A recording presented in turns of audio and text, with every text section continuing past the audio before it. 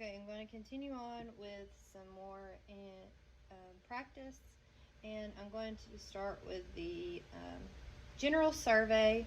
And for general survey, I'm just looking at the patient and I'm looking for his appearance. I'm looking at his body structure. I'm looking at mobility and behavior. And next, I'll move on to the head. And for the head, I'm going to start out by inspecting the hair. I'm looking at the scalp. I'm looking at the skull. I'm looking at the face and the skin. I'm looking for any lesions. I'm looking at the hair distribution. I'm looking at the scalp for any deformities. And then I'm going to start the palpation process. And I'm just going to feel for any depressions in the scalp.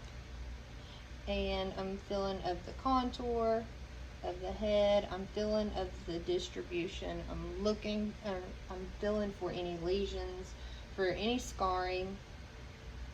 And then I am going to do the TMJ. I'm going to have the patient, I'm going to feel right here, and I'm going to have the patient open his mouth and then close it, clench it, and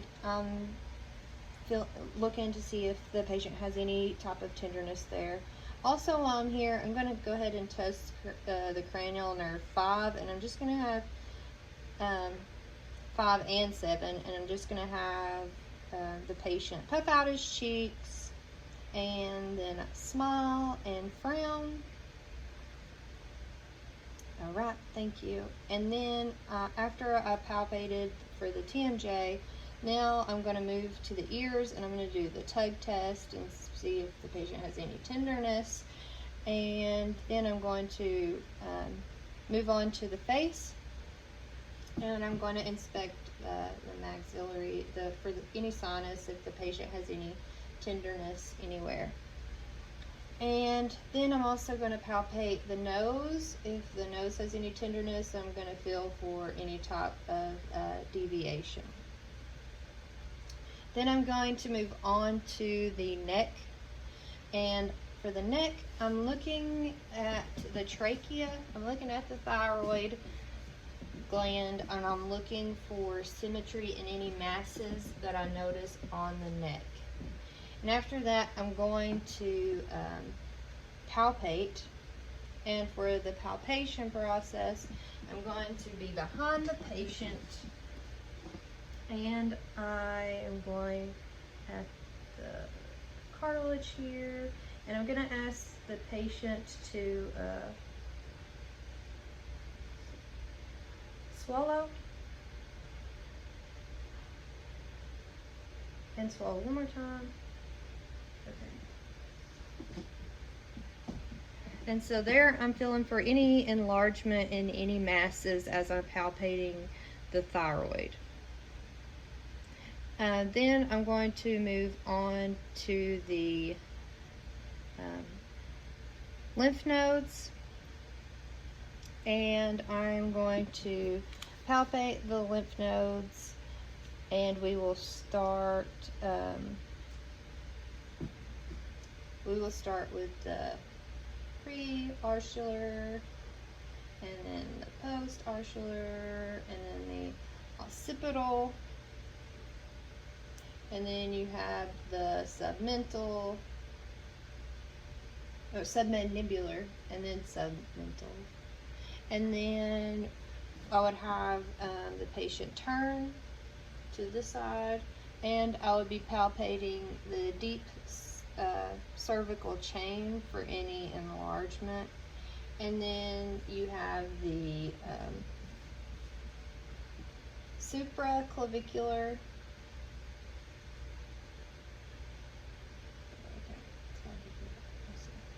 and the infraclavicular nodes that we are palpating for any enlargement. And then we are going to be palpating also the carotid artery, making sure not to palpate both sides at the same time. And also I should have done the temporal while I was up at the head. And then we're just going to have the patient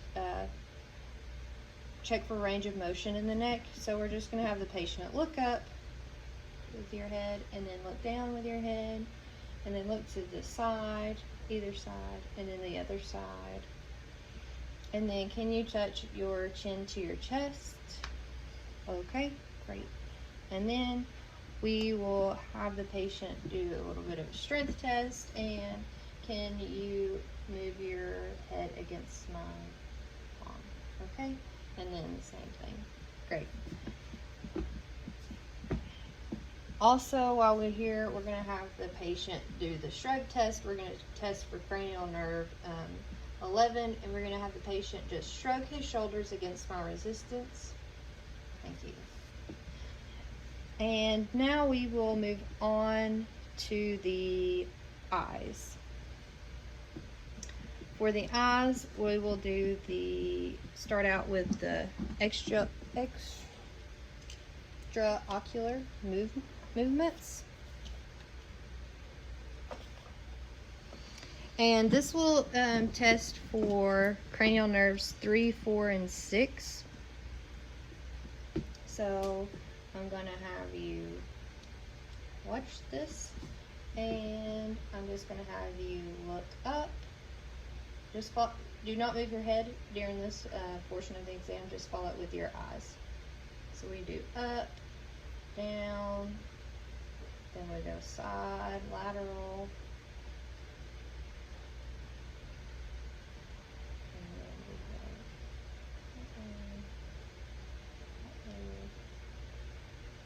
go, and then I'm looking for any nystagmatism as he's doing that. And also, whenever I went towards his nose, we tested for the convergence. And so now I'm going to have the patient, we're going to test the cranial nerve 2 with the Rosenbaum pocket chart. And this is just going to be 14 inches away from the patient, and we are going to measure his visual acuity. So can you read me this line here? LTFPH. And then can you cover your right eye? And can you read this bottom line here and start over here with the HPFTL.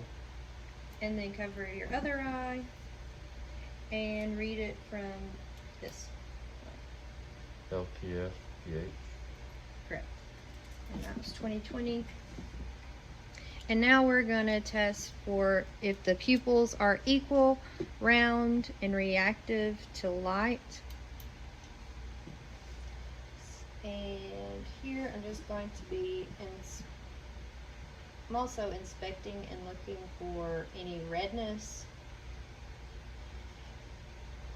So just look straight ahead, and I'm going to do, first I will be doing the right eye with direct light, making sure that was reactive to light, and it was. Now I'm going to do the consensual, looking at the left eye, making sure it constricted as well.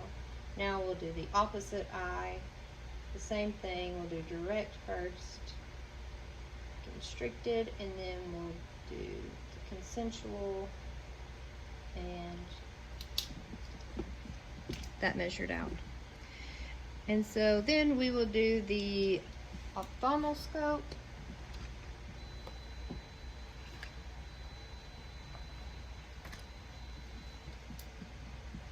And for the ophthalmoscope, we're just going to be looking for the red reflex, looking at the macula and the fova.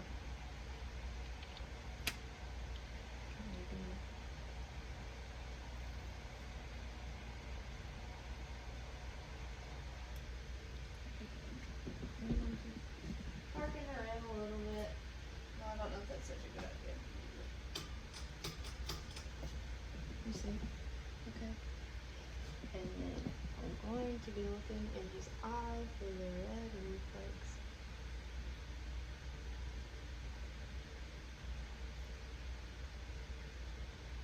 Well, I had it, and I'm looking for any dilated veins.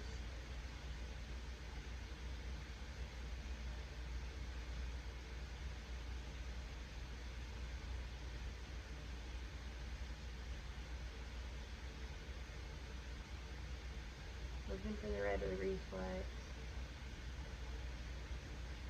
Okay, I'll do the opposite eye.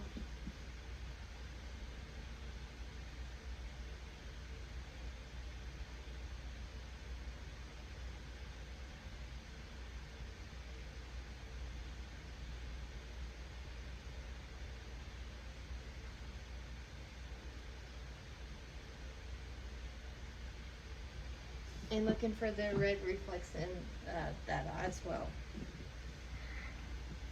Now we can do the peripheral test, vision test. So here I'm just going to have the patient tell me whenever he can view my finger. Whenever it comes into view, if he let me know whenever he can visualize that. So I'm going to start from the ear, and you tell me whenever my fingers come into your view. Okay.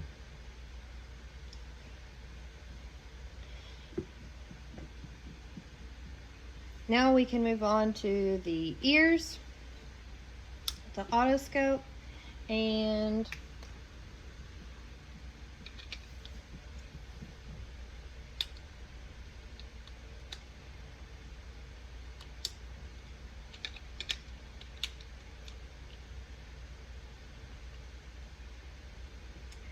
so here I'm going to be pulling up and back to examine.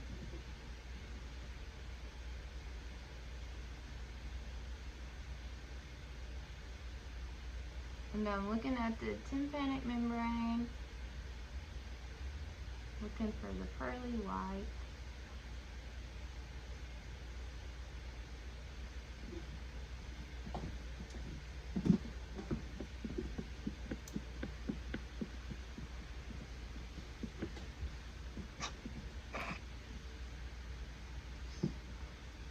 We're going to be pulling up and back.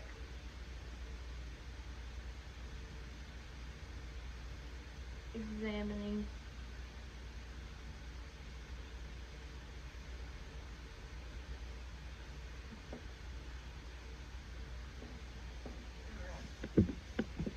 And now I'm going to be doing the hearing. I'm going to be testing cranial nerve 8. And so I'm going to have the patient cover this ear, and you repeat the word that I say to you. Apple. And cover the opposite ear, and repeat the word that I say to you. Baseball.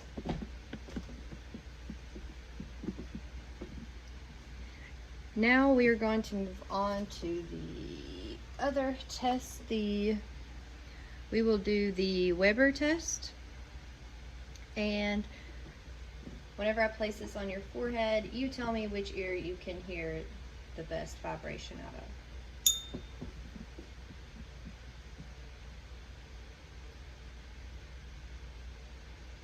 Right ear. Both ears. Both ears, yeah. And that would be correct if you can hear it out of both ears. Now we're going to do the Ron test, and I'm going to first place it behind your ear, and you tell me whenever you can no longer hear it.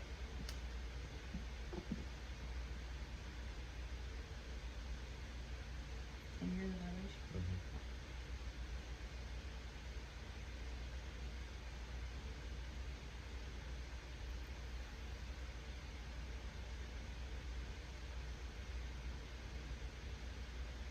Okay. And then can you hear it? we're gonna do the same for the other side.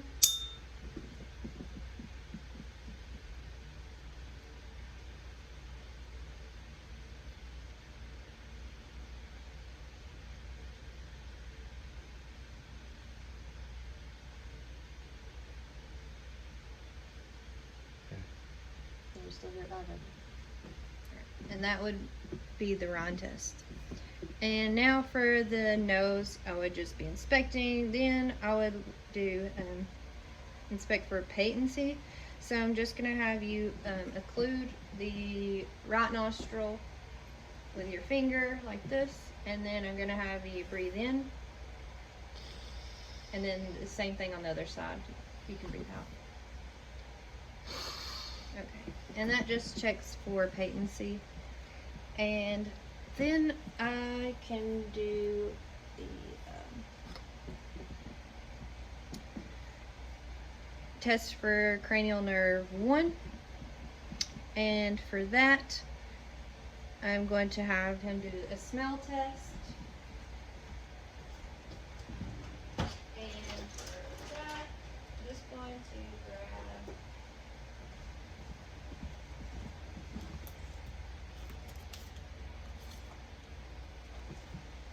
if you can close your eyes and just tell me what the smell is.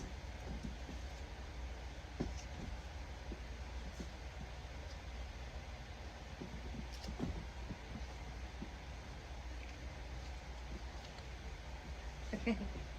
They don't smell.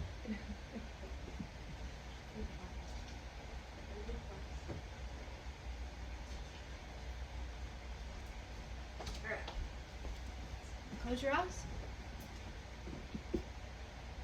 That's sharpie. Yes. Okay. And now we would look with the otoscope at the nose. And with the nose, we'd just be looking for turbinates.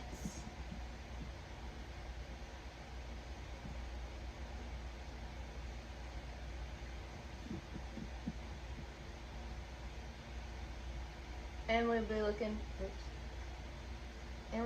at the septum for any deviation. Okay.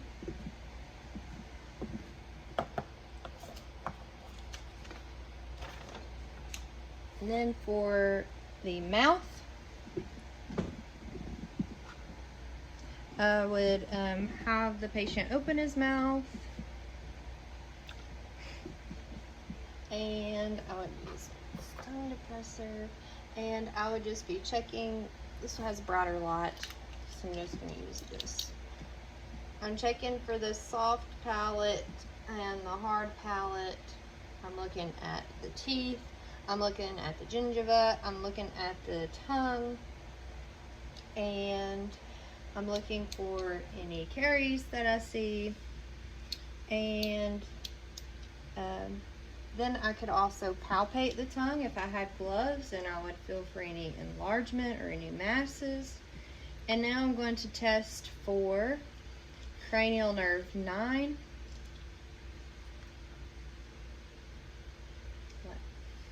Cranial nerve 9, and I'm just going to have the patient 9, 10, and 12. So I'm going to have the patient say, ah. No. And that's just making sure the uvula rises and falls.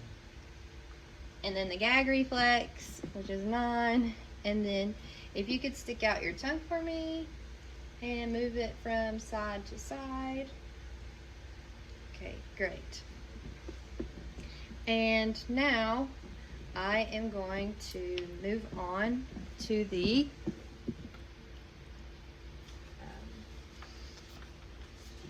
respiratory exam.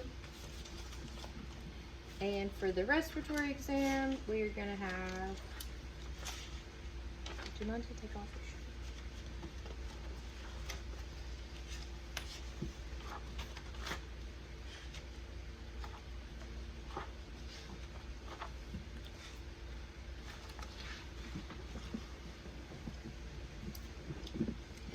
So we will begin the respiratory exam, and we're looking for evidence of any respiratory distress.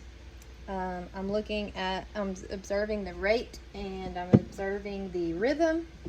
I'm looking at the patient's color. I'm looking for any cyanosis. And then I'm also listening for any audible wheezes as I'm doing this general inspection. And then I'm going to be inspecting the thorax for any deformities or any asymmetry. And there's just a little bit of a divot right here. And then I'm going to be comparing the anterior and posterior diameter and observing. Oh, do I need to go? I need to be going down some.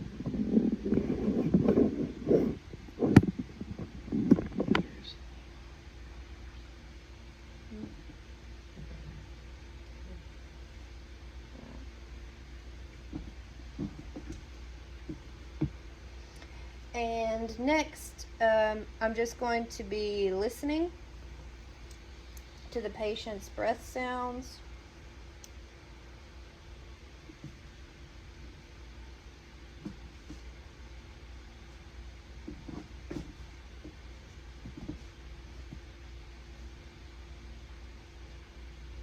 Inhale, exhale,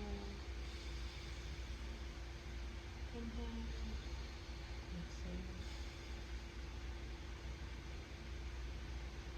inhale,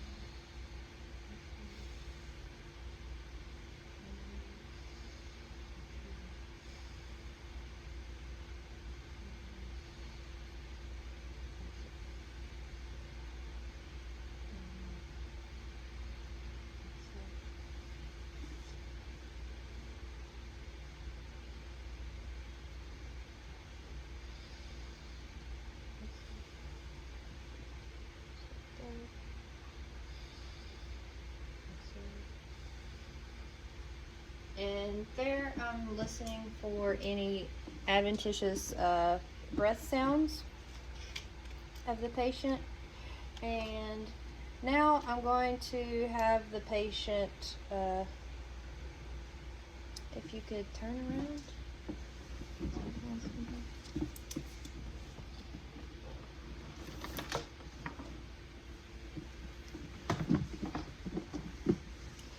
And I'm going to be listening. Well, first I'm going to be inspecting. And here I'm looking for any asymmetry, and also I'm going to test for chest expansion. So I'm going to place my hands at the costal margins, and I'm going to get some skin here, and I'm going to have the patient breathe in and exhale. And there we're just making sure that the chest expansion is equal. And then we are going to test for any tactile fremitus. So with tactile fremitus, we can have the patient just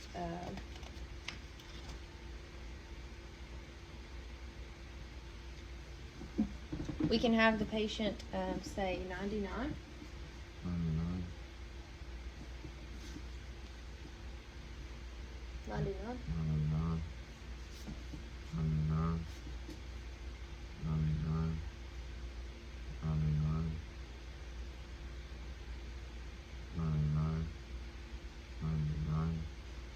And that tests for tactile fremitus. And then we can do the percussion.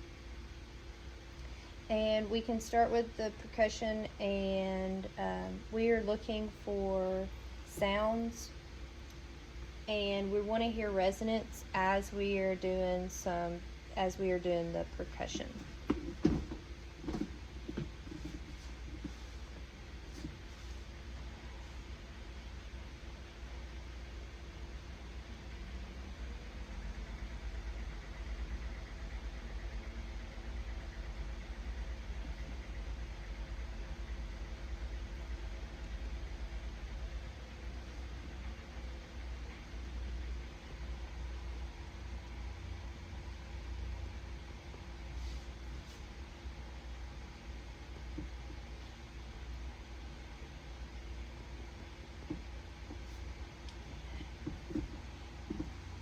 And then we are checking that for any consolidation, and we would note any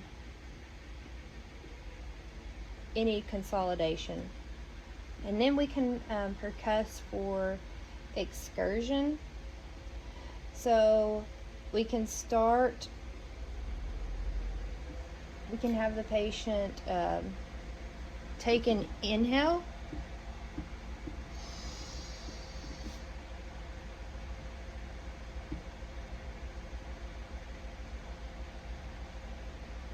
And I would note where it was dull at. You can, yeah, fix that. And then I could have the patient, let's see.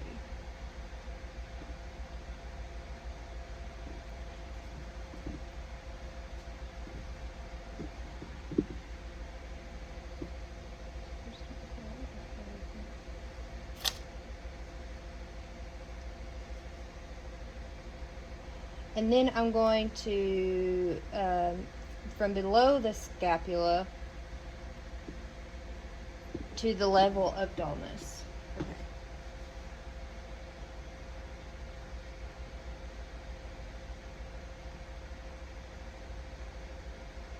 Okay, and there was the dullness there. And so then you would just measure from where you noted the dullness, and you would measure that, and that should measure between 3 to 5 centimeters. And then we're going to do a series of exams, and we're going to do the first we'll be listening listening for resonance of the breath sounds, and then we'll perform a series of tests.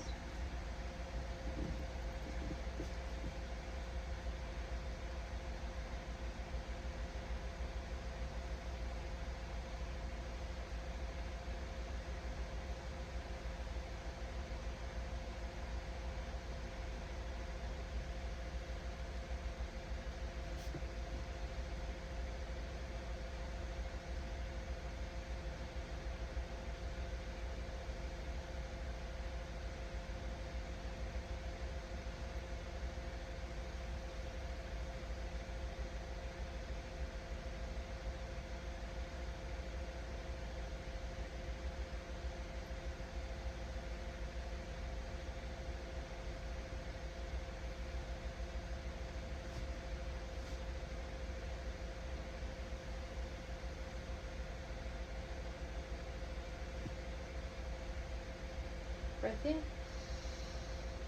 Out.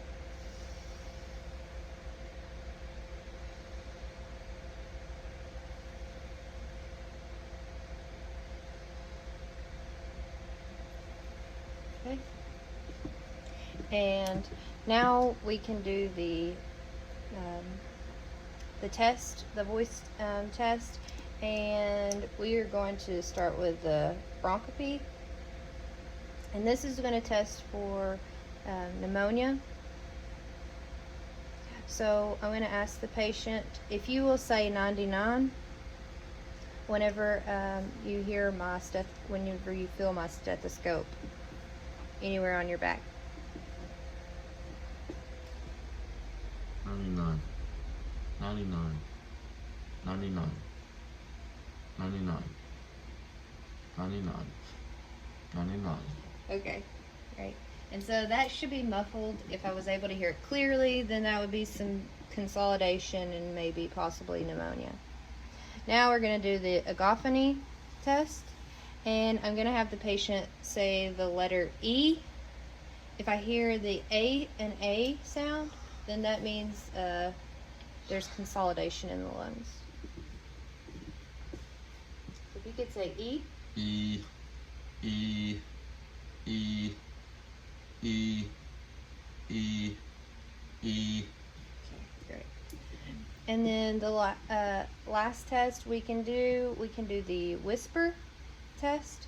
And so I'm just going to have you say 1, 2, 3, and I want you to whisper that whenever you feel my stethoscope on your back.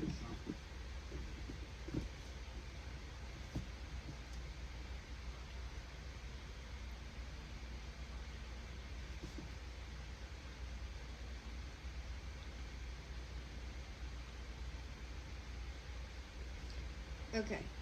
And so I was not able to hear that. If I was able to hear that, that would mean there was some consolidation in the lungs. So that completes the respiratory exam. Now we're doing the cardiac. So I'm going to have you lay down.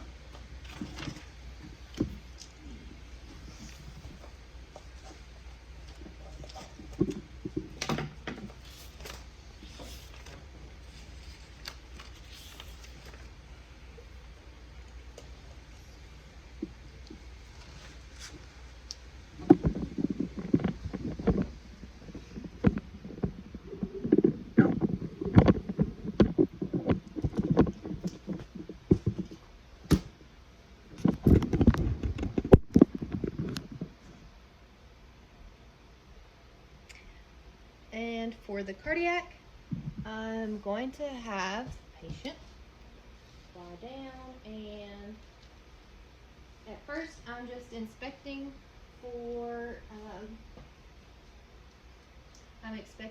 inspecting for any scars, any lesions. I'm looking at the contour of the chest area,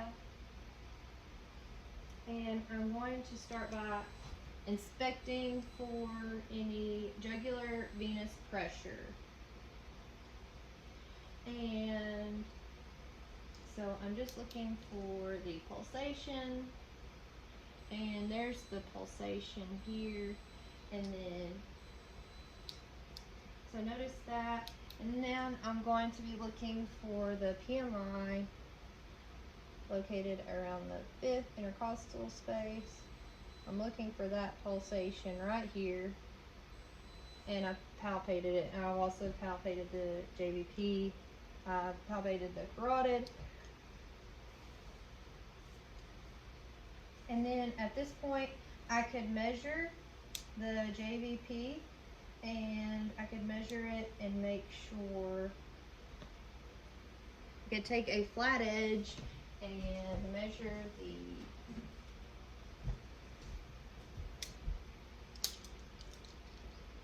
it was 30 degrees. So I noticed the pulsation.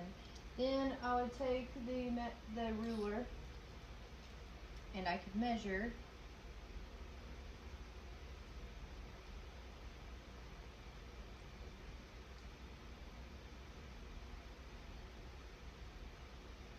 I could measure that at the, let's see,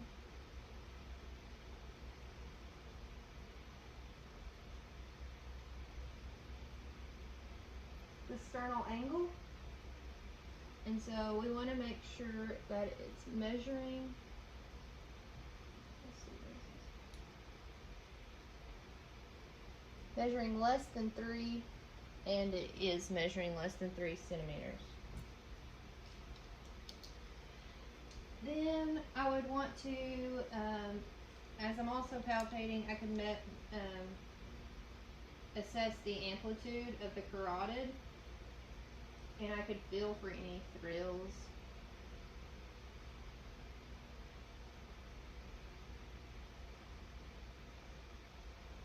And making sure that it's +2.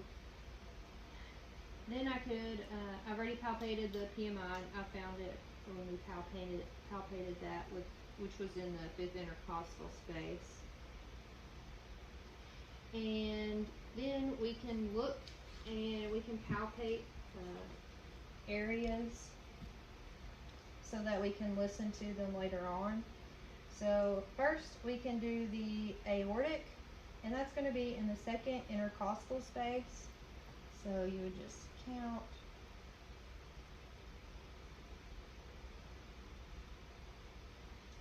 So there's the aortic, and then the pulmonic is at the left side, second intercostal space. And then we would have, in the third, we would have Erb's point, and then we would have the tricuspid. And then, of course, in the fifth, we could listen to the mitral at the left mid-clavicular, and we could listen there at the apex. So we palpated those areas, and also palpated those areas, and now we don't really percuss, so now I could listen, start the auscultation process, and start at the carotid, listen for any bruits. I'm going to listen with the bell of my stethoscope.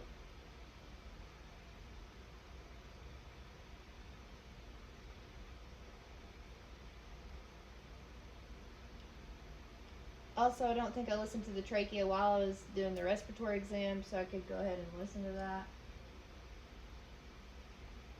Listen for breathing.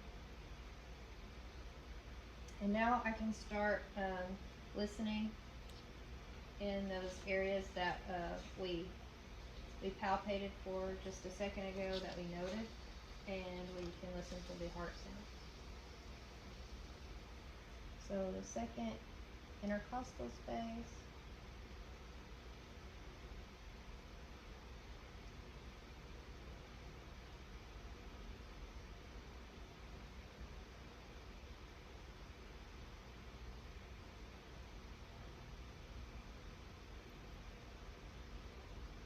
And so I'm noting any S1 and S2, any murmurs that I hear. Listen at the pulmonic.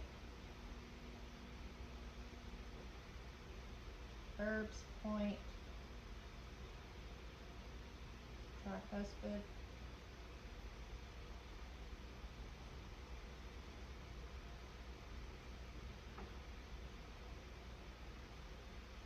I'm listening for the love dove. Seeing if I can hear any extra sounds.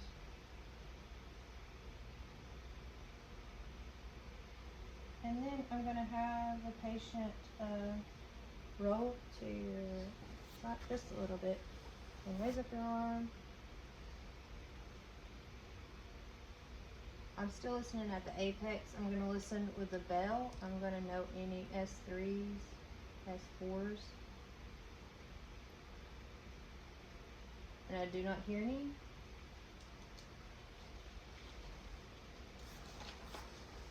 And so then I would just note the timing and the intensity of S1 and S2, and I would be listening for any murmurs. And that will complete the cardiac portion of the exam.